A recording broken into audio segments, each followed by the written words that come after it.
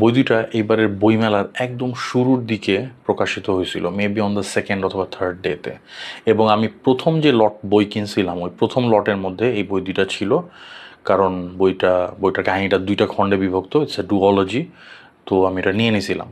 But surprisingly মেলা শেষ হয়ে যাওয়ার পরে, মেলার হাইপ শেষ হওয়ার পরে যতগুলো বই নিয়ে বেশি বেশি আলোচনা আমরা দেখছি বা যতগুলো বইয়ের রিভিউজ আমরা দেখছি অথবা পড়ছি, এর মধ্যে এই বইটার ব্যাপারে আলোচনা আমি তেমন একটা খুঁজে পাইনি। So I decided to talk about it. Role the intro.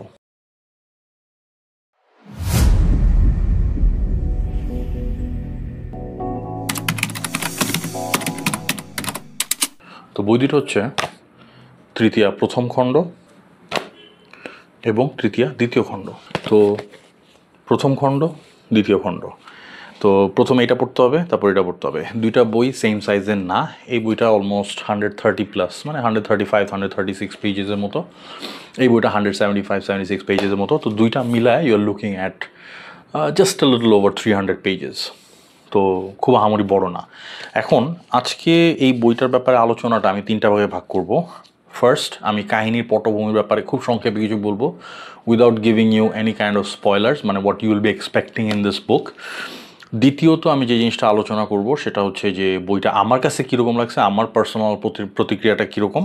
আর তৃতীয় যে জিনিসটা নিয়ে আলোচনা করব সেটা হচ্ছে যে প্রকাশনী কোন ভুলগুলা করছে এবং কোন জিনিসগুলা ইমপ্রুভ করা যাইতো। এই তৃতীয়া বই দুইটা, এই দুইটা অ্যাকচুয়ালি পড়ে হচ্ছে, মানে যে জনরার মধ্যে যদি আমি ফেলতে যাই তাইলে অ্যাকচুয়ালি পড়ে আরবান ফ্যান্টাসি, কিছুটা মিথোলজিক্যাল ফ্যান্টাসি থ্রিলার এবং কিছুটা স্ল্যাশার থ্রিলারের মধ্যে। এই তিনটা জনরা এবং সাব জনরার মানে মিক্সচার আপনি এই বই দুইটার মধ্যে পাবেন। এটাকে মানে একদম একাট্টাভাবে একটা জনরার মধ্যে ফেলাটা একটু ডিফিকাল্ট, একটু মুশকিল।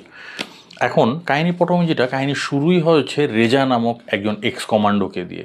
সো এই রেজা নামক যে এক্স কমান্ডো, প্রথমে একটা ফ্ল্যাশব্যাক আছে, অতীতের একটা কাহিনী আছে, তো আমি পরে আসতেছি, ওটা আমি যাচ্ছি না। আমি এখন বর্তমানে কাহিনীটা শুরু হয়েছে একজন এক্স কমান্ডোকে দিয়ে, যার নাম হচ্ছে রেজা। সে একসময় শান্তি মিশনে গিয়ে কঙ্গোতে ওখানকার রেবেলদের হাতে ধরা পড়ছিল এবং তাকে অমানসিক টর্চার করা হয়েছিল, এবং হি ওয়াজ নেভার দ্য সেম। সে এখনও মানে ভেঙে পড়া একজন সৈনিক আর কি, কোনোরকম জাস্ট বাইচা টেচার রয়েছে আর কি। তো রেজার বোন এবং বোনের হাজব্যান্ড একটা অ্যাক্সিডেন্টে মারা গেছে, রেখে গেছে তাদের 5-6 বছরের একটা মেয়েকে রেখে গেছে। তো এখন তার ভাগ্নি আর কি, বেসিক্যালি তার ভাগ্নির দায়িত্ব এসে পড়ছে তার উপরে। এখন শহরে আচমকা একটা ছায়া চলে গেছে, মানে সবাই মনে করছে সূর্যগ্রহণ, বাট অ্যাকচুয়ালি সূর্যগ্রহণ না, পুরো শহরের উপর, মানে ঢাকা শহরের উপর দিয়ে একটা ছায়া মতন বয়ে গেছে। অনেকে দেখছে, অনেকে দেখে নাই, মিডিয়াতে একরকম কাভার আপ করা হয়েছে, বাট এটা অ্যাকচুয়ালি কী ছিল, এই যে শহরের উপর দিয়ে হঠাৎ করে যে ছায়াটা বয়ে গেছে, এই অশুভ যে ছায়াটা, এই ছায়াটার সাথে প্রায় 5-6 হাজার বছর আগের এক ইজিপশিয়ান সভ্যতার কানেকশন আছে। তো ওই সময়কার একজন সম্রাট ছিলেন হোর আহা, তিনি জাদুবিদ্যাকে প্রশ্রয় দিয়েছিলেন এবং জাদুবিদ্যা তিনি প্রয়োগ করতেও চাইছিলেন। এখানে একটা জিনিস মেনশন করা হয়েছে, জাদুবিদ্যা দুই ক্ষেত্রে ইউজ করা হয়, মানে শুভ কাজেও ইউজ করা যায়, অশুভ কাজেও ইউজ করা যায়। তো হোর আহা চাইছিলেন যে এটাকে শুভ কাজে ইউজ করার জন্য, কারণ তিনি একজন ভালো সম্রাট ছিলেন, তিনি অনেক সমৃদ্ধি এনে দিয়েছিলেন তার রাজত্বকে। তো উনি চাইছিলেন যে তার আয়ু কীভাবে এক্সটেন্ড করা যায়। তো ওই অমরত্বের জন্য উনি একটা ডিভাইস, একটা জিনিস উনি খুঁজে বাই করছেন, সেটাকে বলা হয়তো মাতের পাত্র। তো এই মাতের পাত্রটা কে বা কি, এটার ব্যাপারে আমি আপনাদের ডিটেলস কিছুই বলবো না, এটা আপনারা পড়ে নিন, কারণ এটা ওয়ান অফ দ্য কি প্লট ডিভাইসেস।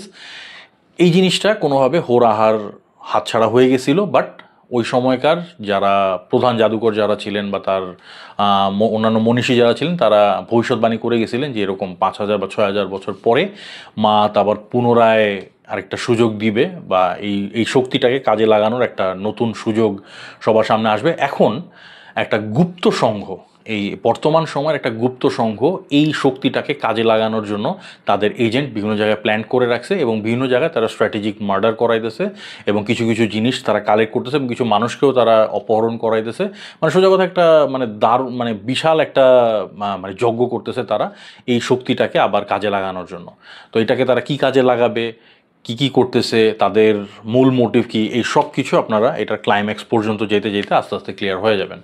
তো রেজা বাদে অন্যান্য যে ক্যারেক্টারগুলো আছে, যে ক্যারেক্টারগুলো নোটওয়ার্দি, সেটা হচ্ছে যে এখানে যে ইন্সপেক্টর, তদন্তকারী যে ইন্সপেক্টর, তার নাম হচ্ছেন অমিত সাহা। দারুণ একটা ক্যারেক্টার। আর দেন একটা রহস্যময়ী নারী তানিয়া। এখন এই তানিয়া কি ভালো না খারাপ সেটা আপনারা বই পড়লে বুঝতে পারবেন, বাট এই ক্যারেক্টারটা, তানিয়া ক্যারেক্টারটা মানে এই বইয়ের one of the most fascinating characters. এবং রিসেন্ট টাইমসে আমি যতগুলো মানে ফিমেল ক্যারেক্টারের ব্যাপারে পড়ছি, যতগুলো ফিমেল ক্যারেক্টার রচনা করা হয়েছে, তাদের মধ্যে ওয়ান অফ দ্য মোস্ট মানে ইন্টারেস্টিং ক্যারেক্টার্স। এবং কি কারণে সেটা আপনারা পড়লে বুঝতে পারবেন। জাস্ট এইটুকু বলে রাখলাম যে আমার স্মরণকালে বা রিসেন্ট টাইমসে পড়া one of the most interesting characters এটা। প্রথম খণ্ডটা আমি প্রথম খণ্ডে মাঝামাঝি দিকে যখন তানিয়ার ক্যারেক্টারটাকে ইন্ট্রোডিউস করা হয়, শেষ পর্যন্ত যেতে আমি বলছি যে না, এইটুকু তো আন্দাজ করছিলাম, একটু প্রেডিক্টেবল ছিল। বাট দ্বিতীয় খণ্ডে আইসা তানিয়া যে চেহারা দিয়েছিলাম, বিশেষ করে মানে একদম ক্লাইম্যাক্সে গিয়া তানিয়া যেই মানে তা যেই ব্যাপারগুলি রিভিল করছে, মানে এটা টোটালি আমার ধারণার বাইরে ছিল। আচ্ছা, ছোট মেয়েটার ক্যারেক্টার যেরকম থাকার কথা ওরকমই আছে। আর আরেকটা ক্যারেক্টার যেটা স্পেসিফিক্যালি খুব ইন্টারেস্টিং লাগবে আপনাদের কাছে, সেটা হচ্ছে জুলকার। এখন এই জুলকার খুব গ্রে একটা ক্যারেক্টার। তার ব্যাপারে আপনি কীরকম ফিল করবেন এটা একজনের কাছে এক একজনের কাছে এক রকম লাগবে, বাট ওভারঅল জুলকার ক্যারেক্টারটা দারুণ। তো এই ক্যারেক্টারগুলো হচ্ছে মোটামুটি নোটওয়ার্দি ক্যারেক্টার। আরেকজন ইজিপশিয়ান প্রফেসর যিনি আসেন, যিনি আইসা আর কি মোটামুটি প্লট এক্সপোজিশনটা দেন, তার নাম হচ্ছে হাশিম আব্বাস। উনি খুব বেশি সময় নাই এই পুরো গল্পের মধ্যে। তো এই ক্যারেক্টারগুলো মোটামুটি আপনাকে মানে আপনার অ্যাটেনশন গ্র্যাব করবে। তো এখন আসি হচ্ছে যে তো এখন এই মানে ব্যাপারটা যেটা হয় যে রেজা এই মেয়েটার দায়িত্ব পায়। এখন এই মেয়েটাকে অপহরণ করে নেওয়ার জন্য একটা মানে কোনো একটা অশুভ শক্তি বা কোনো একটা অশুভ সংঘ তারা প্রচেষ্টা চালায় যাচ্ছে। এখন এই কেসের তদন্তকারী যে অফিসার অমিত সাহার সাথে রেজা ট্যাগ আপ করে। জুলকারের ভূমিকাটা এখানে অত্যন্ত ইন্ট্রিগিং। এটা আমি বললে এখানে অ্যাকচুয়ালি স্পয়লার হয়ে যাবে, এই জন্য এটা বলতে চাচ্ছি না।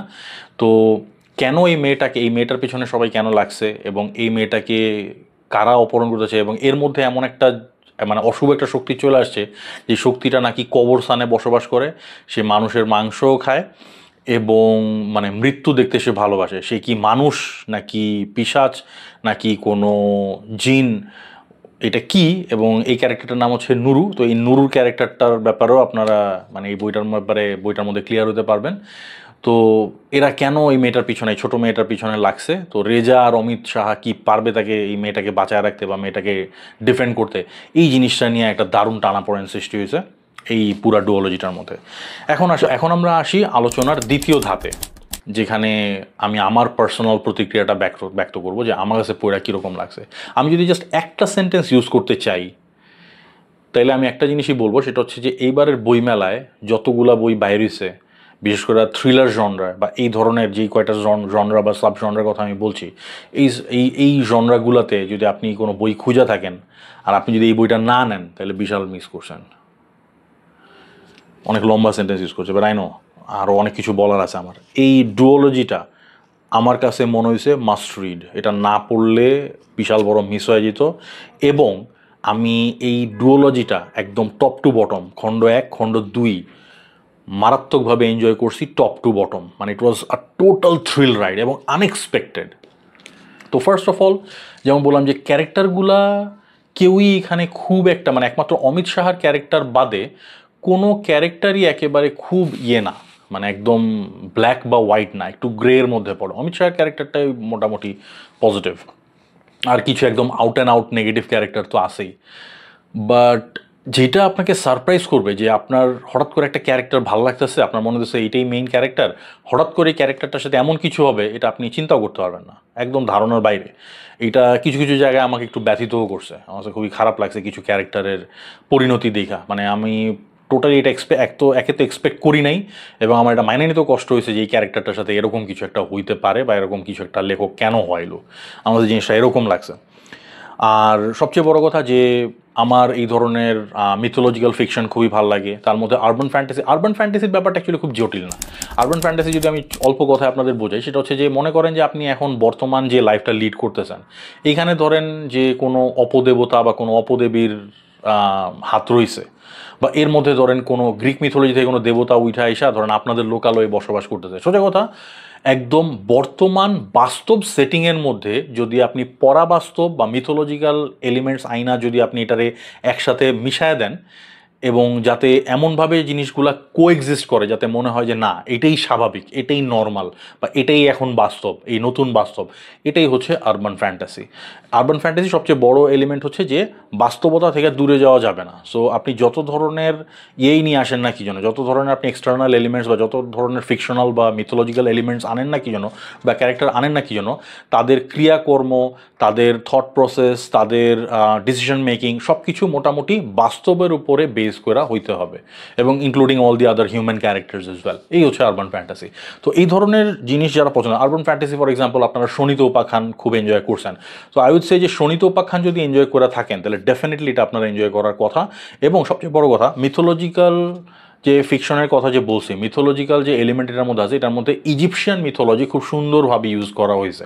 কারণ ইজিপশিয়ান মিথোলজি সম্পর্কে যদি আপনার আগে থেকে খুব বেশি জানা নাও থাকে তাহলেও সমস্যা নেই, যথেষ্ট ভালোভাবে, যথেষ্ট সুচারুভাবে এই জিনিসগুলো এক্সপ্লেন করা আছে। তার মানে আবার এত পরিমাণে দেওয়া নেই যেটাতে আপনি বোর হয়ে যাবেন। একদম রাইটার একদম পারফেক্ট ব্যালেন্সটা আনছেন এইখানটাতে, সেটা হচ্ছে যে একদম যতটুকু তথ্য প্রয়োজন ততটুকুই দিয়েছেন, মানে ওভার বেয়ারিং না এই জিনিসটা, এটা আপনাকে বোর করবে না, কিন্তু যতটুকু এইটুকু তথ্য না হইলে আবার আপনার কাহিনীটা বুঝতেও সমস্যা হবে। তো একদম মানে পারফেক্ট ব্যালেন্সটা আছে, তথ্য এবং কাহিনীর একটা পারফেক্ট সমন্বয় উনি এখানে করছেন। তো এই জিনিসটা আমাদের খুব ভালো লাগছে। আর সবচেয়ে বড় কথা, বর্ণনা খুবই ঝরঝরে, অ্যাকশন সিকোয়েন্সগুলোও খুবই টান টান, মানে মোটামুটি আই উড সে যে সাহিত্যের কথা যদি বলেন, লিটারারি সেন্সের কথা যদি বলেন, তাহলে খুবই শার্প লেখা, খুবই শার্প, আমাদের খুবই ভালো লাগছে।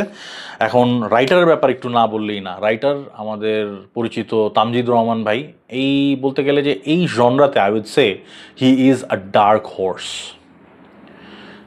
এই হরর বা থ্রিলার ফিকশন বা থ্রিলার স্ল্যাশার থ্রিলার, অথবা যেরকম মিথোলজিক্যাল যে ফিকশন যেগুলোর মধ্যে হালকা হালকা হররের ছাঁট আছে, এই ধরনের বই লিখতে আই উড সে যে এই ধরনের লেখার ক্ষেত্রে তামজিদ রহমান ফিউচারে যাই লিখবেন, আর definitely keep my eyes on that. আমি ডেফিনেটলি তামজিদ রহমান ফিউচারে যাই লিখবেন সবগুলোই আমি কালেক্ট করার চেষ্টা করব। তো এই ডুওলজিটা পড়ে এটা হচ্ছে আমার মোটামুটি একটা বড় ধরনের সিদ্ধান্ত।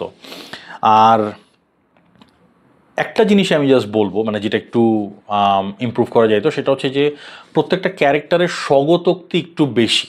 যেমন এখানে ইকবাল নামে একটা ক্যারেক্টার আছে, যে প্রফেসর যে হাশিম আব্বাসের কথা বলছিলাম, প্রফেসর হাশিম আব্বাসের একজন অ্যাসিস্ট্যান্ট ইকবাল, সে আবার টাইকোয়ান্ডো শিখে। তো তার একটা অ্যাকশন সিকোয়েন্স আছে, তো সে যখন অ্যাকশন করতেছে ওই টাইমে সে হঠাৎ করে সক্রেটিসের কথা চিন্তা করতেছে।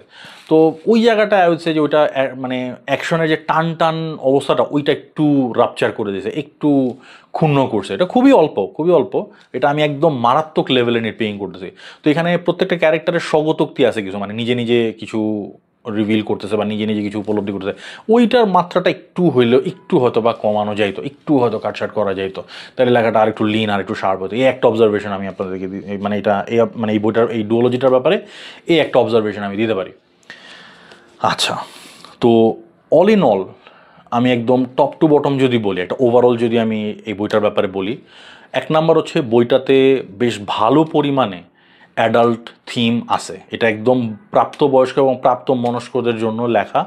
প্রথম খণ্ডে অল্প বিস্তর আছে, মানে প্রথম খণ্ডে একটু কম, বাট দ্বিতীয় খণ্ডের কথা যদি বলি, মানে দ্বিতীয় খণ্ড থেকে মানে ব্লাড অ্যান্ড গোরের মাত্রা অনেক বাইরে যায়। আর ক্লাইম্যাক্সে সবচেয়ে বড় কথা, ক্লাইম্যাক্সের একটা পার্টিকুলার সিন আছে, এই সিনটা মানে এখানে বাচ্চারাও সেফ না, আমি শুধু এইটুকু বলতে পারি। মানে এবং মানে বাচ্চা বলতে বাচ্চা ক্যারেক্টারের কথা বলতে, বাচ্চা ক্যারেক্টাররাও ওখানে সেফ না। সো এটা ডেফিনেটলি সবার জন্য না, এটা সবাই হয়তো হজম করতে পারবে। একটা পার্টিকুলার সিন অ্যাকচুয়ালি হজম করাটা খুব বেশি কষ্টকর ছিল, ওইটা was a little bit too much. ওইটা কাহিনীর প্রয়োজনই আসছে, বাট এটা বললাম না যে সবার ওই জিনিসটা হয়তো বা সহ্য হবে না।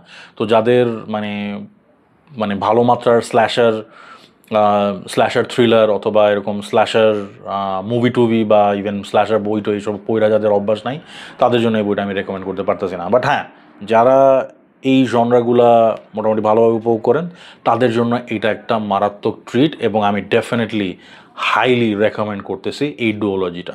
ফ্যান্টাস্টিক একটা অ্যাডিশন এটা। এবারে বইমেলা আমি যতগুলো বই কিনছি তার মধ্যে এটা একটা ফ্যান্টাস্টিক অ্যাডিশন ছিল। এখন আসি প্রকাশনীর ব্যাপারে। প্রকাশনী কয়েকটা ব্লান্ডার এখানে করছে। এক নাম্বার, বইটা মেবি খুব তাড়াহুড়া করে আনার চেষ্টা করছিল বইমেলাতে। যেমন এই বইটার আমার কাছে 2 সেট আছে, 2টা সেট টোটালি ডিফারেন্ট। আমার মানে দেশে আমার কাছে যে সেটটা আছে ওইটার মধ্যে কোনো রঙিন পুস্তানি নেই, এটার মধ্যে রঙিন পুস্তানি আছে। কারণ এইটা হচ্ছে পরের লটের, এটা তো মানে রিসেন্টলি আমার কাছে পাঠানো হয়েছে বাংলা বাজার থেকে, এটা বুখারবার আমাকে পাঠাইছে। তো এটার মধ্যে 2টা বইয়ের মধ্যেই রঙিন পুস্তানি আছে, বাট ইয়ার মধ্যে আমি বইমেলা থেকে যে সেটটা কিনছিলাম ওটার মধ্যে রঙিন পুস্তানি ছিল না। রঙিন পুস্তানির কথাও যদি বাদ দিই, আরেকটা জিনিস সেটা হচ্ছে যে বইয়ের মাঝখানে মানে বিশেষ করে প্রথম খণ্ডে এটা নাই, প্রথম খণ্ডে এটা রেকটিফাই করা হয়েছে। আগে নাকি প্রথম খণ্ড ছিল নাকি আমি জানি না, আমি আমার দেশে যে সেটটা ছিল আমি পড়ার সুযোগই পাইনি। সেকেন্ড খণ্ডটার মধ্যে এখনও পর্যন্ত মানে দেখবেন যে ইংরেজি কিছু লাইন ছিল যেগুলা ওই যে খণ্ডত অনুস্বর মনুস্বর এরকম ওই যে সাংকেতিক ইয়াতে ভেঙে গেছে। এটা হচ্ছে যে সেট আপের পরে যখন ফন্ট চেঞ্জ করা হয়েছে তখন ওগুলি ভেঙে গেছে। এটা বেশি না 7টা বা 8টা জায়গায় আমি এরকম পাইছি। ফর এক্সাম্পল মনে হয় 23 নম্বর পেজে, 38 নম্বর পেজে, 123 নম্বর পেজে, এরকম মানে কিছু 7টা বা 8টা জায়গায় আমি এরকম পাইছি। তো থ্যাংক গড যে ওগুলার জন্য আমার পড়ার এক্সপিরিয়েন্সটা ব্যাহত হয় নাই। মানে যে লাইনগুলা মানে যে লাইনও পুরো লাইনও বলবো না, লাইনের একটা ফ্র্যাকশন আর কি। তো ওই অংশটুকু মানে প্লটের জন্য খুব ইম্পর্টেন্ট ছিল না, ওটার জন্য আপনার মানে প্লটের ফ্লো বুঝতে বা গল্পের ফ্লো বুঝতে কোনো সমস্যা হবে না, তো ওইটা সহজে এড়ায় যাওয়া যায়। বাট হ্যাঁ, ওটা ঠিক থাকলে আমার একটু ভালো লাগতো। এটা একটা জিনিস। বানান ভুল আছে, বানান ভুল টুকটাক আছে, বাট সম্পাদনা মোটামুটি ভালো হয়েছে। বাক্য গঠন মানে অন্যান্য যে ব্যাপার স্যাপারগুলো আছে, এই জিনিস শব্দ চয়ন ওই জিনিসগুলো ঠিকঠাক মতো আছে। এটা সম্পাদনা করছেন PLR পার্থ, ভালোই সম্পাদনা করছেন। বাট হ্যাঁ, ওই যে ছাপাখানার ভূত যেটাকে বলে, ছাপাখানার ভূত আছে, বাট ওটা টলারেন্সের বাইরে না। এখন এইগুলোও অ্যাকচুয়ালি মানে আমার বড় না, বড় মাথা ব্যথার বিষয় না। যেটা মানে প্রকাশনের সবচেয়ে বড় যে ভুলটা করছে সেটা হচ্ছে এই 2টা বই যদি আমি এক জায়গায় করি, যেহেতু এই 2টা বই একসাথেই আসছে এবং মেবি হয়তো একটু আগে পরেই লেখা হয়েছে, বাট যেটাই হোক, 2টা পাণ্ডুলিপি প্রকাশনীর কাছে ছিল। এই 2টা মিলায় 300, জাস্ট আ লিটল ওভার 300, মানে 310-15 পেজেসের মতো হয়। এটার যদি এখানে মাঝখানে বেশ স্পেস আছে, বেশ মানে বেশ করে মানে বেশ জায়গা রেখেই আর কি ইয়েগুলা সেট আপটা করা হয়েছে। তো এটারে আর একটু টাইট সেট আপ হালকা একটু টাইট সেট আপ দিলেই এটা খুব আরামসে খুব 270-80 বা 300 পেজের একটা বই হয়ে যায়। কারণ হলো আপনারা ওই যে শিউলি ফুলের ভাব যেরকম দেখছেন ওই সাইজের একটা বই হয়ে যেত। তো এটাতে 2 খণ্ডে কইরা মানে 2 জোড়া মলাট ইউজ না কইরা এটা যদি একটা বই করা হইতো, এবং এই গ্লসি আমার কাছে যে এই গ্লসি ইয়াটা এখন আর ভালো লাগে না। আর এক নম্বর হচ্ছে এখানে গ্লসি যে ফিনিশটা মানে যে গ্র্যানুলার যে এমবসটা করা হয়েছে এইটা মানে খুব ভালো হয়ও নাই। তো এই গ্র্যানুলার এমবস না কইরা এটার যদি ধরেন একটা ম্যাট সারফেস দিয়া এই তৃতীয়া যে লেখাটা এটার যদি কি বলে যে ফয়েল এমবস করা হইতো, এই সাপটারে যদি স্পট ল্যামিনেশন করা হইতো, তাইলে আমার মনে হয় যে আরও ফ্যান্টাসি। প্রচ্ছদ খুবই সুন্দর, প্রচ্ছদটা সুন্দর এবং সিম্বলিক, প্লাস ইভেন পুস্তানিতে যে ডিজাইনটা দেওয়া হয়েছে পুস্তানিটাও খুব সুন্দর আসছে, নজর কাড়া মন কাড়া। বাট ওই যে কভারে যে ম্যাটেরিয়ালটা ইউজ করা হয়েছে এটা আমার ভালো লাগে নাই, এবং এই গ্লসি জিনিসটা এক হলো এটা ছবি তুলতেও ঝামেলার মধ্যে পড়তে হয়, আর 2 নম্বর হচ্ছে এই গ্লসি ইয়াটা মানে এইটা প্রচ্ছদটা সৌন্দর্যটাকে নষ্ট করতেছে। এবং সবচেয়ে বড় কথা এই দুইটা বইটা ইজিলি একটা বই আনা যেত, সেই ক্ষেত্রে প্রকাশনীরও কস্টিং কমে যেত, আর প্রকাশনীর জন্য কস্টিং কমলে পাঠকের জন্য জিনিসটা কিনতে সুবিধা হতো। তো ফ্যান্টাস্টিক একটা বই এটা, মানে তাড়াহুড়া করা প্রোডাকশন করার ফলে এই ব্লান্ডারটুকু হয়েছে।